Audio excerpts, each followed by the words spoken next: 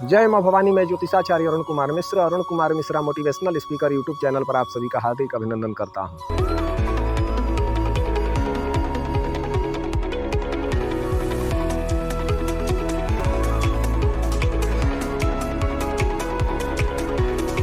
एक ऋषि थे जिनको इंद्र आदि देवताओं ने अपना पुरोहित बनाया। वे विश्वरूप त्वष्टा आदि द्वादश आदित्य की संतान माने जाते हैं। इस कथा का उल्लेख श्रीमद्भागवत महापुराण के 6वें स्कंद के 9वें अध्याय में किया गया है। विश्वरूप के 3 मुख थे। एक मुख से सोमरस, दूसरे मुख से सुरा तथा तीसरे मुख से भोजन भक्षण करते थे। यज्ञ की आहुतियां देवताओं के अलावा चूंकि उनकी माता दानव कुल से थी, ननिहाल पक्ष के कुछ दैत्यों को भी उन आहुतियों में भाग देते थे, जिससे इंद्र देवता रुष्ट हुए। उन्होंने वज्र के प्रहार से उनका वध कर दिया।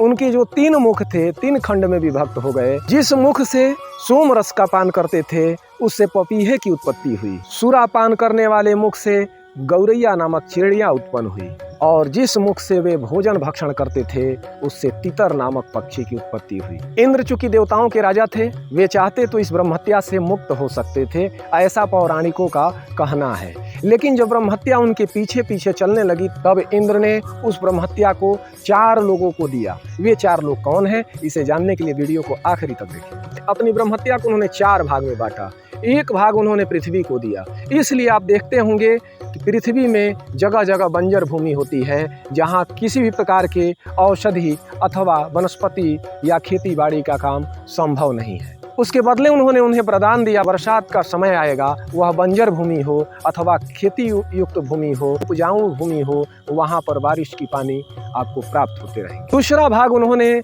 जल को दिया।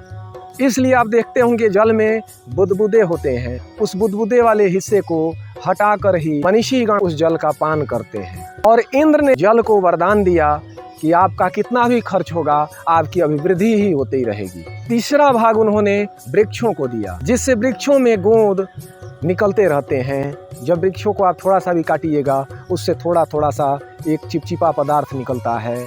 वह इंद्र की ब्रह्महत्या का परिणाम था।